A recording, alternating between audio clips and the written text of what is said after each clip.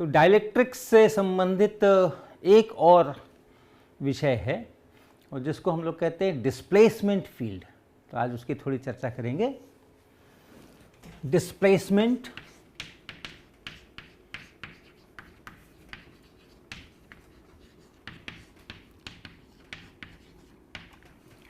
तो अगर डाइलेक्ट्रिक है तो फिर हम लोग कहते हैं कि उसमें पोलराइजेशन हो सकता है और इलेक्ट्रिक फील्ड तो होता ही होता है सभी जगह पे। तो हम लोग एक वेक्टर डिफाइन करते हैं डी, जिसको डिस्प्लेसमेंट वेक्टर कहते हैं, और वो है एप्सिलॉन नॉट इनटू ई और प्लस पी।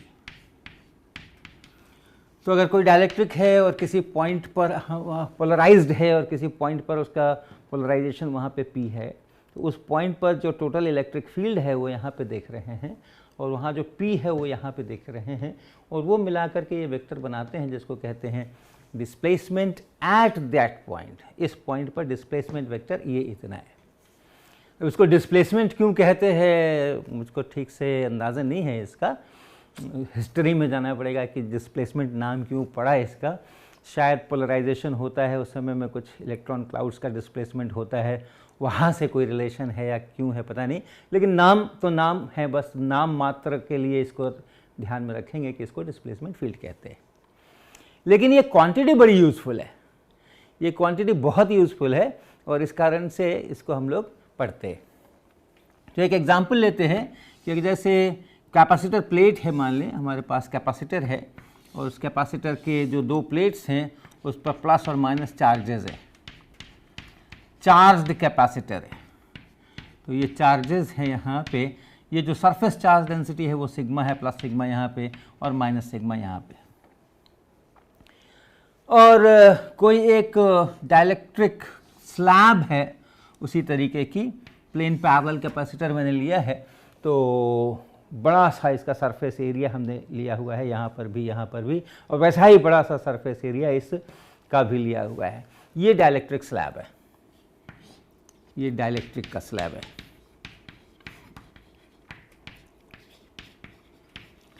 तो चूंकि यहाँ पे पॉजिटिव चार्जेस हैं, यहाँ नेगेटिव चार्जेस हैं, तो इलेक्ट्रिक फील्ड होगा और वो इलेक्ट्रिक फील्ड यहाँ इस डाइलेक्ट्रिक स्लैब की जगह पर भी होगा। उस इलेक्ट्रिक फील्ड के कारण से इलेक्ट्रॉन क्लाउड्स शिफ्ट होंगे, या अगर परमानेंटली वहाँ डायपोल मोमेंट्स हैं तो वो रोटेट करेंगे, और कुल मिलाकर के ये पोलराइज्ड हो जाएगा, पोलराइजेशन हो जाएगा, और वो पोलराइजेशन जो है वो पोलराइजेशन वेक्टर P बन जाएगा इसके अंदर में। तो अब अगर हम इस चीज़ को कंस्ट्रक्ट करने की कोशिश करें, epsilon not E plus P को यहाँ, यहाँ और यहाँ, तो अगर ये नहीं होता तो कोई झंझट ही नहीं था, D बराबर एप्सिलॉन नॉट E कहते हम। अब जो है हम इसके प्रेजेंस में भी बात वही रह जाएगी।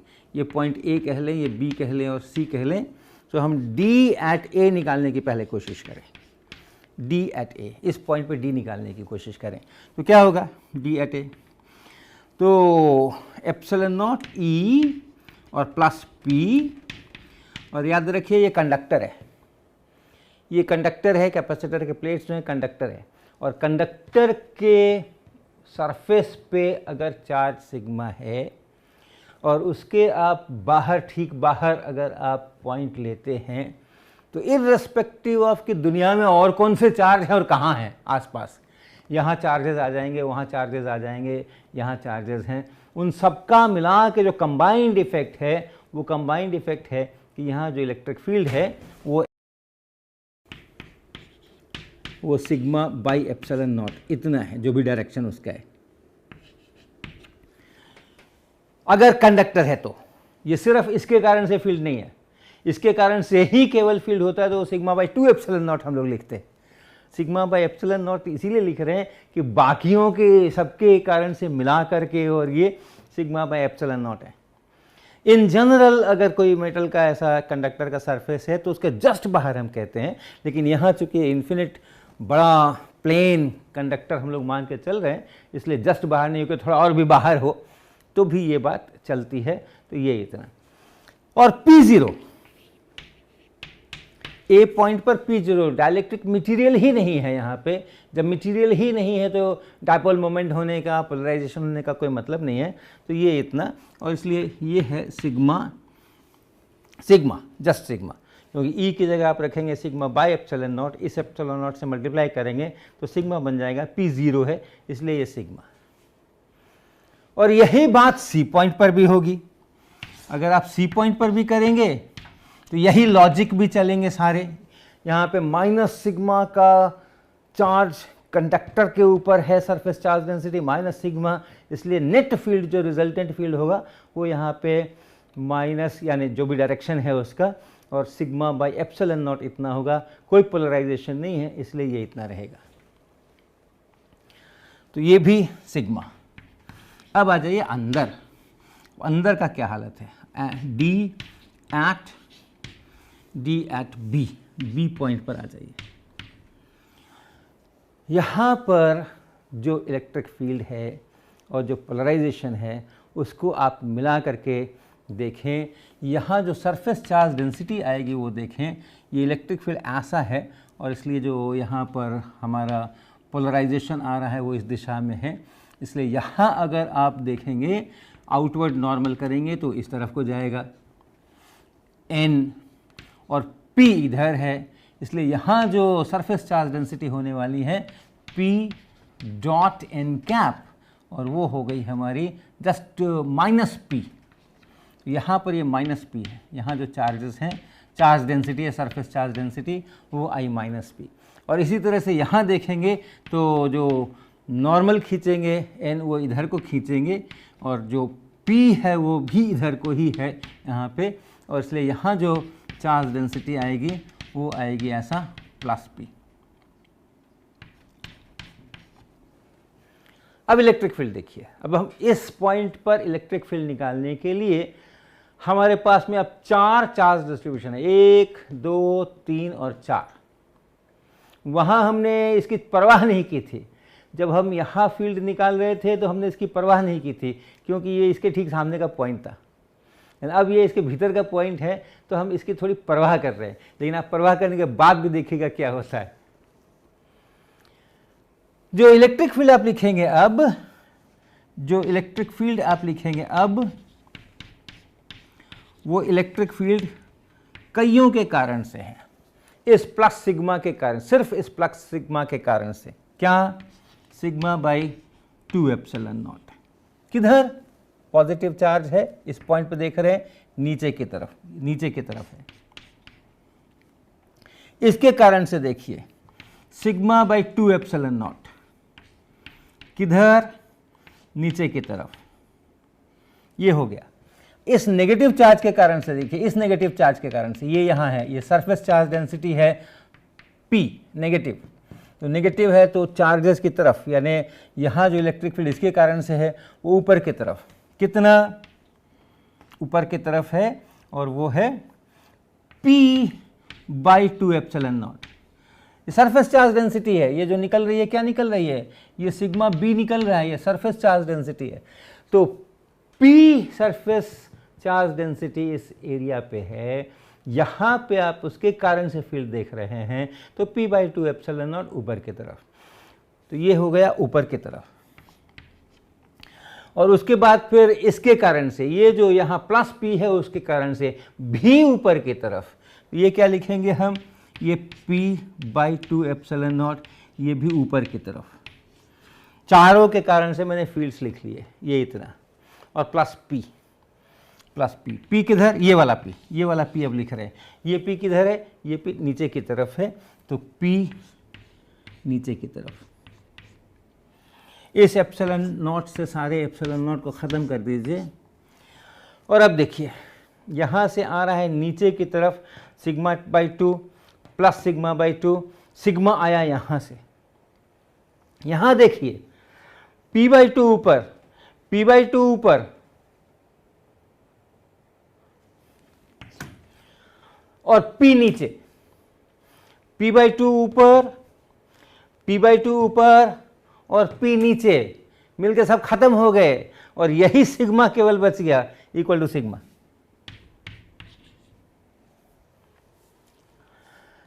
तो ए पॉइंट पर जो डी का वैल्यू है वो सिग्मा है, सी पॉइंट पर जो डी का वैल्यू है वो सिग्मा है, और डाइलेक्ट्रिक स्लैब के भीतर भी जो डी का वैल्यू है वो भी सिग्मा है। तो डाइलेक्ट्रिक के ऊपर चार्जेस आ गए हैं, सरफेस चार्जेस आ गए हैं, उनसे कोई मतलब नहीं है, उनसे कोई मतलब नहीं है। ये डी को सिर्फ मतलब है किससे? सिग्मा से, फ्री चार्ज डेंसिटी से। ये बाउंड चार्ज डेंसिटी है, ये बाउंड चार्ज डेंसिटी है, और ये फ्री चार्ज डेंसिटी है, बैटरी से ला करके हमने इस पर बिठाया हुआ है। तो डी जो है कहीं ना कहीं फ्री चार्ज से ज़्यादा इंटीमेटली रिलेटेड है, और बाउंड चार्ज है भी तो एटलीस्ट कुछ सिमेट्रिकल परिस्थितियों के अंदर में वो डी को इफेक्ट नहीं करते हैं, इलेक्ट्रिक फील्ड को इफेक्ट करते हैं, लेकिन वो डी को इफेक्ट नहीं करते हैं। तो ऐसा डी की प्रवृत्ति है। हम लोगों ने गॉस लॉ की बात की थी, Gauss's law, divergence of E is equal to rho by epsilon naught, और इसी का इंटीग्रल फॉर्म फिर बनाया था E dot D A on a close surface is equal to charge enclosed divided by epsilon naught. यहाँ जो ये charge density है ये टोटल चार्ज डेंसिटी है वहाँ, और ये total charge density bound charges से भी आ सकती है और फ्री चार्जेस से भी आ सकती है। हमें टोटल नेट लिखना है, नेट चार्ज डेंसिटी कितनी है। इसी तरह ये जो इनक्लोज चार्ज है ये बाउंड चार्ज भी हो सकता है और फ्री चार्ज भी हो सकता है, दोनों कंबाइंड टोटल कितना चार्ज इनक्लोज्ड है वो ये है। अब ये गॉसेस लॉ को हम लोग इस डिस्प्लेसमेंट डी के टर्म्स में लिखने की कोशिश कर रहे हैं अभी। तो ये जो रो है, divergence of E is equal to rho, ये रो बी भी हो सकता है, रो एफ भी हो सकता है, बाई एप्सिलॉन नॉट। अगर डाइलेक्ट्रिक है और डाइलेक्ट्रिक के अंदर में पोलराइजेशन हो गया है और वो पोलराइजेशन यूनिफॉर्म भी नहीं है और उसका डाइवर्जेंस भी ज़ीरो नहीं है, डाइवर्जेंस ऑफ पी जो है वो ज़ीरो नहीं है, तो वैसी हालत में हमें volume bound volume charge density मिल सकती है। या सरफेस भी है, अगर डाइलेक्ट्रिक का सरफेस है और उस सरफेस पर चार्जेस आ गए हैं तो उस सरफेस चार्ज डेंसिटी को भी डिराक डेल्टा फंक्शन का इस्तेमाल करके वॉल्यूम चार्ज डेंसिटी हम बना सकते हैं, और वो वॉल्यूम चार्ज डेंसिटी हम फिर डाइवर्जेंस के रूल के अनुसार उसको मैच करा सकते हैं। तो ऐसा लिख सकते हैं हम इन जनरल। और जो रो बी है ये है माइनस डाइवर्जेंस ऑफ पी, तो इसको ऐसा लिख सकते हैं प्लस रो एफ और बाई एप्सिलॉन नॉट। इस एप्सिलॉन नॉट को यहाँ गुना कर दीजिए, epsilon naught into divergence of E is equal to minus divergence of P plus free charge density. ये सिर्फ फ्री चार्जेस की डेंसिटी है, वहाँ पे बाउंड चार्ज भी पड़े हैं, लेकिन अब जो ये एफ लिखा जा रहा है, रो एफ लिखा जा रहा है, ये जो लिखा जा रहा है ये फ्री चार्जेस की डेंसिटी है।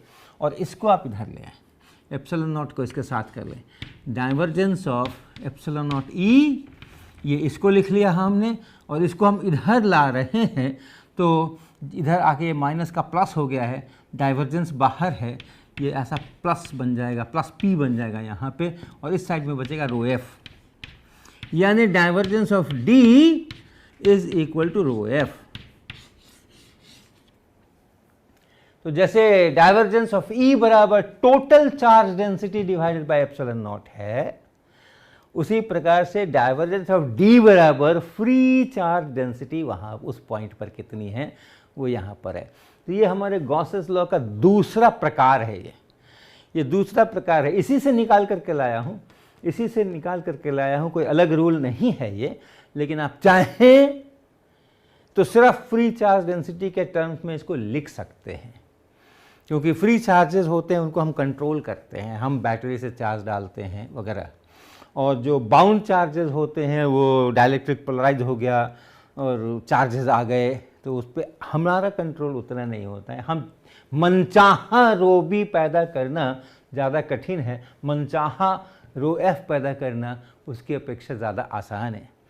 तो अगर हम केवल फ्री चार्ज के टर्म्स में गॉसेस लॉ लिखना चाहें, रो बी का चूंकि हमें पता नहीं है, तो हमको इस डी के साथ उसको हम लिख सकते हैं, और करस्पॉन्डिंगली इसका भी हम ये इंटीग्रल फॉर्म ले सकते हैं डी डॉट डी ए किसी क्लोज सरफेस पर, और वो क्या हो जाएगा, केवल फ्री चार्ज को देखिए, फ्री चार्ज इनक्लोज्ड, उस वॉल्यूम में अगर कोई बाउंड चार्ज है तो इग्नोर कर दीजिए उसको, सिर्फ फ्री चार्ज को देखिए, this that's it. Epsilon not भी लगाने का ज़रूरत नहीं है क्योंकि एप्सिलॉन नॉट इसके अंदर में ऑलरेडी आ जाता है। तो ऐसा करके हम लोग ये गॉसेस लॉ को भी इसमें लिख सकते हैं। अब हम लोग एक एग्जाम्पल लेते हैं, एक सवाल बनाते हैं जिनमें कि इन चीज़ों की थोड़ी सी और प्रैक्टिस करते हैं। तो पहले जगह बना लें।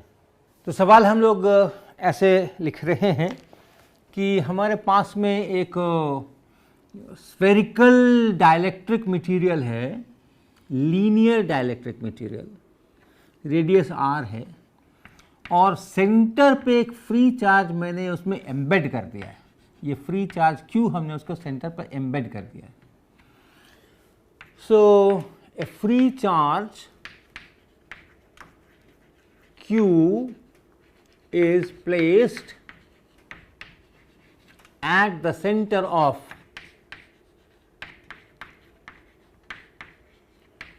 a spherical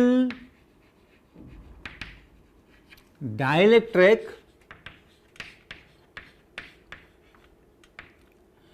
और कैसा डाइलेक्ट्रिक है, तो लीनियर डाइलेक्ट्रिक है with electric susceptibility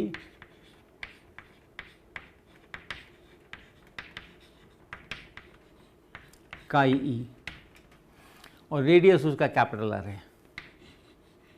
radius of the sphere is capital R. तो ये पूरा डाइलेक्ट्रिक का स्फीयर है, और हमने किसी तरह से इसके अंदर ये क्यू चार्ज इंजेक्ट कर दिया है, घुसा के छोड़ दिया है, और हम अश्यूम कर रहे हैं कि वो क्यू चार्ज खुद बहुत थोड़ी जगह ले रहा है, इसलिए हम ये उसकी चर्चा नहीं कर रहे हैं कि यहाँ पर कितनी जगह के बाद से डाइलेक्ट्रिक शुरू हो रहा है, लेकिन आप बिल्कुल कर सकते हैं उसकी चर्चा। और अब हमें क्या चाहिए, find D E P and rho b at all places। तो हर जगह पे इसके अंदर, इसके बाहर, इसके अंदर भी, इसके बाहर भी मुझे ये सारी चीज़ें चाहिए। तो सबसे पहले हम शुरुआत करते हैं इस d के लिए, पहला d के लिए। तो जिस पॉइंट पर मुझे ये d का वैल्यू चाहिए, वो पॉइंट इस स्फीयर के अंदर भी हो सकता है, बाहर भी हो सकता है, वहाँ से हम एक स्फेरिकल सरफेस खींचेंगे और उसके ऊपर हम गॉस लॉ का इस्तेमाल करेंगे। तो अगर यहाँ है, हम बाहर में हैं, हम ऐसा एक स्फेरिकल सरफेस बनाएंगे कंसेंट्रिक।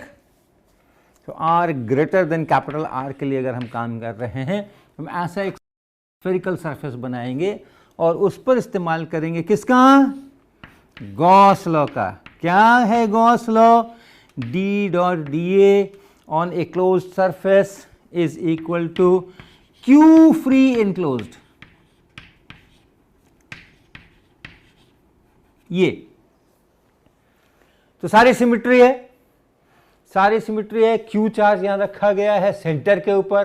तो किसी भी थीटा फाई पर आप रहिए, आर पे, छोटे आर पे डिपेंड कर सकते हैं, लेकिन थीटा फाई पे डिपेंड नहीं करेंगे। जैसा इधर वैसा इधर, वैसा इधर, वैसा इधर, वैसा इधर, वैसा उधर।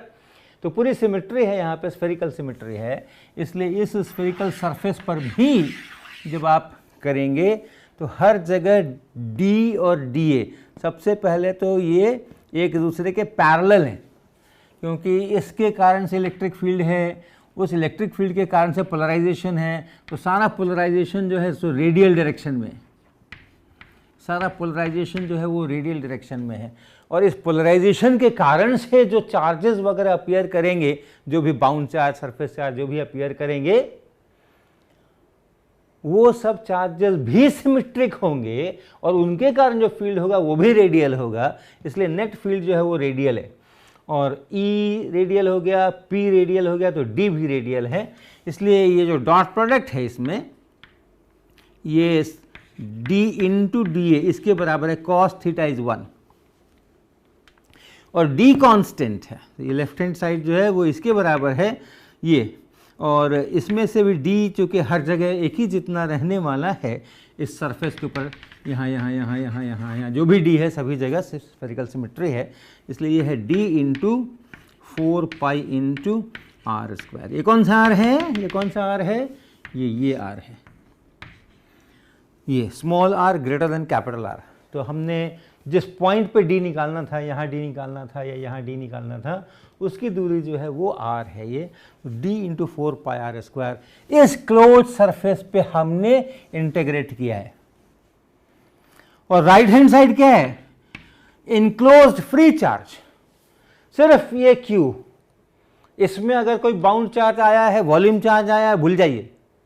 यहाँ कोई सरफेस चार्ज आया है, बाउंड सरफेस चार्ज आया है, भूल जाइए। सिर्फ और सिर्फ इस पूरे वॉल्यूम के अंदर में जो volume enclosed by this spherical surface है, उसके अंदर में फ्री चार्ज को केवल ढूंढना है, और वो एक ही है, और इसलिए ये बराबर है Q।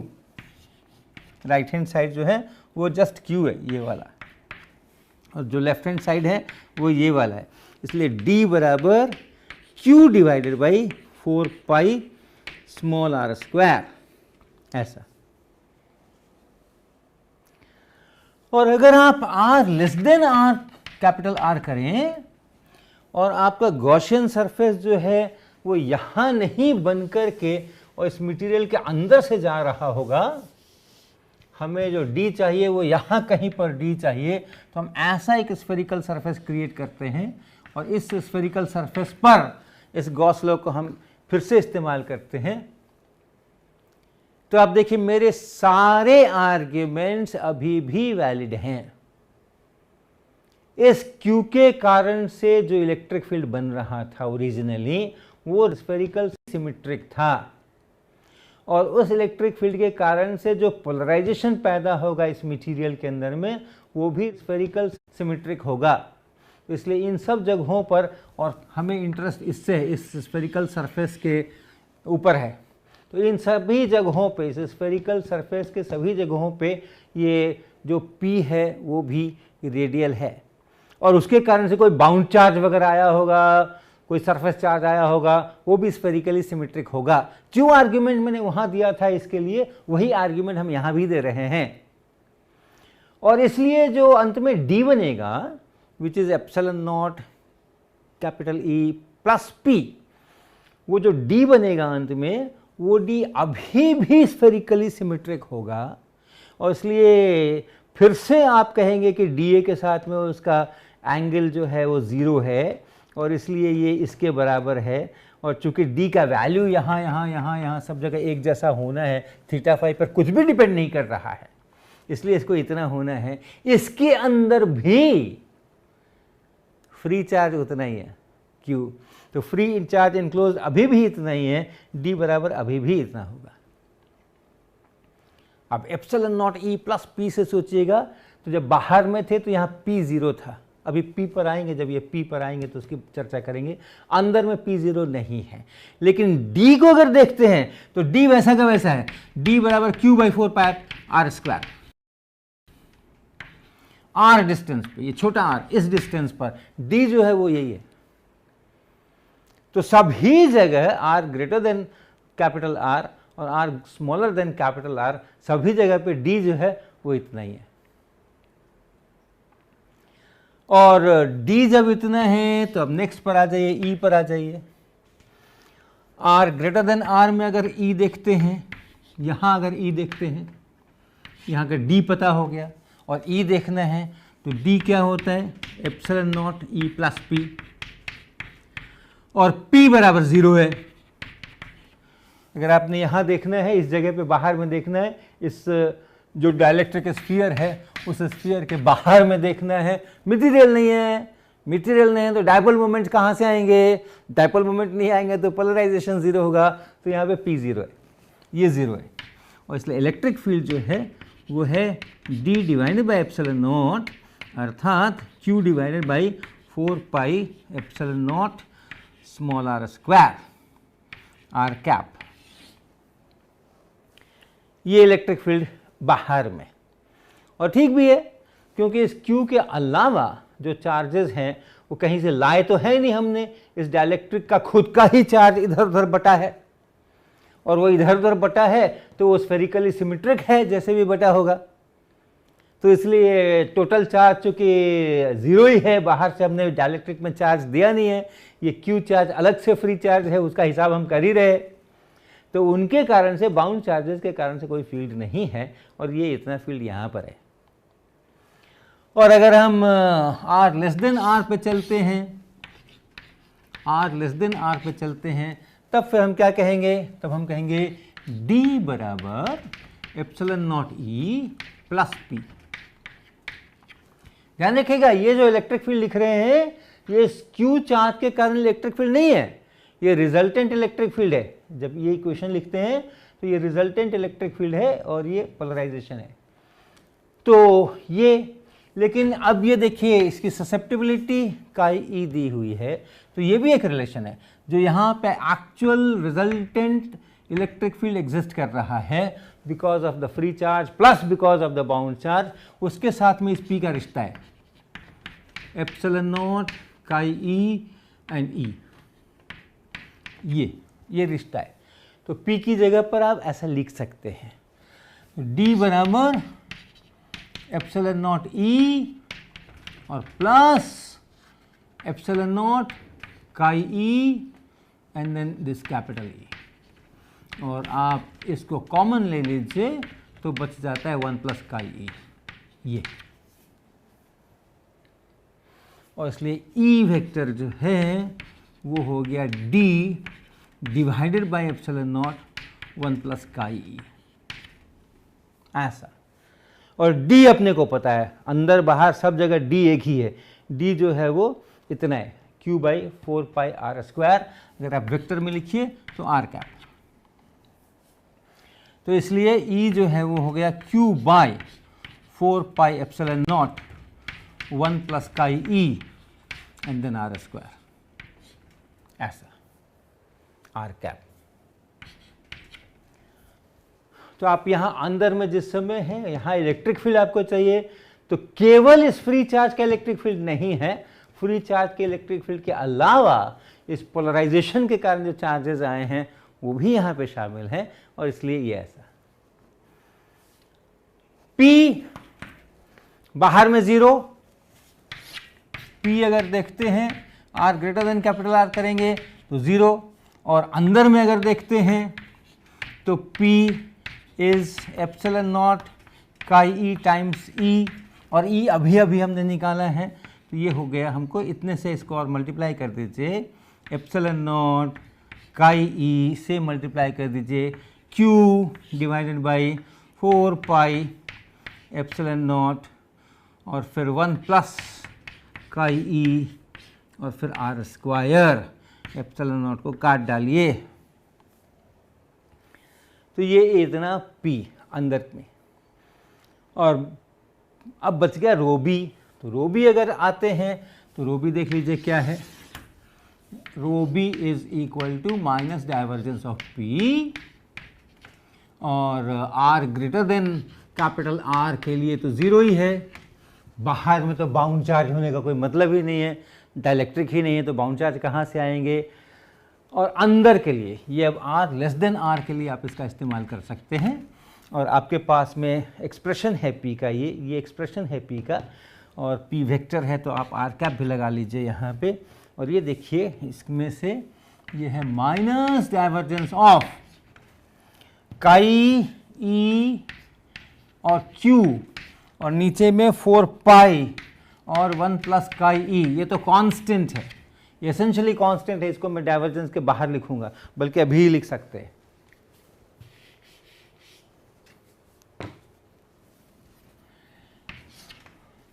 ये काई ई लिख लिया, q लिख लिया, 4 पाई लिख लिया, 1 प्लस काई ई लिख लिया, r cap by r square बच गया। Divergence of R cap by R square. आपको याद है हमने इसकी भी चर्चा कभी कर रखी थी शुरू के अंदर में, divergence of R cap by R square की। अगर आप किसी पॉइंट चार्ज के लिए और किसी जगह पे इलेक्ट्रिक फील्ड लिखते हैं तो वो इलेक्ट्रिक फील्ड होता है Q divided by 4 pi epsilon naught R cap by R square ये। और अगर आप डाइवर्जेंस यहाँ ले लीजिए तो डाइवर्जेंस ऑफ E बराबर Q by 4 pi epsilon naught और divergence of R cap by R square. और डाइवर्जेंस ऑफ E जो है वो है रो बाई एप्सिलॉन नॉट, और यहाँ पे रो आप लिखेंगे तो होगा Q into delta function at origin. ये ओरिजिन के ऊपर ब्लो करना है, बाकी सब जगह एक जैसा रहना है, और इंटीग्रल करें तो बीच सब मिल करके 1 होना है ये। तो इतना बराबर इतना, और यहाँ से आप लिख सकते हैं रो बाई एप्सिलॉन नॉट, रो इतना है और बाई एप्सिलॉन नॉट ये है, तो Q by 4 pi epsilon naught.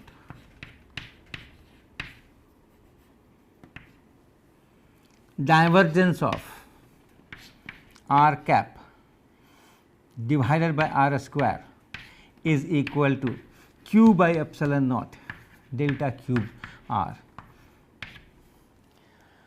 और Q से Q को काटिए, एप्सिलॉन नॉट से एप्सिलॉन नॉट को काटिए, divergence of R cap by R square is equal to 4 pi उधर ले चलिए, 4 पाई डेल्टा क्यूब और डायरेक्ट डेल्टा फंक्शन ये है। ये चीज उठा करके आप यहां रख दीजिए, कहां? यहां।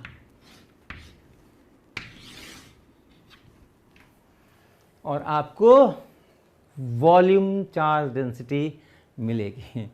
और ये वॉल्यूम चार्ज डेंसिटी जो आपको मिलने वाली है, ये कितना चार्ज वहाँ पे बन रहा है उसको देखिए। ये 4 पाई से कटेगा, वो सब अलजेब्रा कर लीजिएगा। उतना चार्ज आपको डायरेक्ट डेल्टा फंक्शन के रूप में मिल रहा है, यानी वो भी पॉइंट चार्ज है, वो भी पॉइंट चार्ज है। Q के बराबर नहीं है, इस Q के बराबर नहीं है, माइनस Q नहीं है, उससे अलग है क्योंकि ये काई ई वगैरह आ गए हैं, लेकिन उतना ही है। तो चूंकि हमने ये अश्यूम करके चले हैं कि बस जस्ट एम्बेड किया है, पॉइंट चार्ज है और वहीं से डाइलेक्ट्रिक शुरू हो गया है, इसलिए वहीं पर वो बाउंड चार्ज दिखाया जा रहा है। आप जब रखेंगे वहाँ एक्चुअल मटेरियल, जो प्लस क्यू फ्री चार्ज रखना है तो किसी मटेरियल पर ही रखना है, तो वो थोड़ी जगह लेगा और उसके बाद डाइलेक्ट्रिक शुरू होंगे। तो वो जो जगह लेगा और जहाँ से डाइलेक्ट्रिक शुरू होगा वहाँ पे वो सरफेस के ऊपर एक्चुअली ये चार्ज बटने वाला है। लेकिन हमने चूंकि उसके लिए स्कोप नहीं छोड़ा है, आइडियलाइजेशन कर दिया है, पॉइंट चार्ज Q है और तुरंत से डाइलेक्ट्रिक शुरू हो गया है, तो इसलिए वो जो बाउंड चार्ज है वो भी एक डायरेक्ट डेल्टा फंक्शन के रूप में मुझे मिल रहा है। और यहाँ जो सरफेस है, इस सरफेस के ऊपर फिर से आप कैलकुलेट कर सकते हैं उसी का नेगेटिव, क्योंकि टोटल चार्ज इसके ऊपर 0 होना है। ये हमारा ये सारी चीज़ें इस तरह से इसमें से निकल करके आती हैं। और इसी की चर्चा अगले लेक्चर में भी चलेगी इस डिस्प्लेसमेंट वेक्टर की, और देखेंगे हम कि क्या प्रॉपर्टीज़ हैं।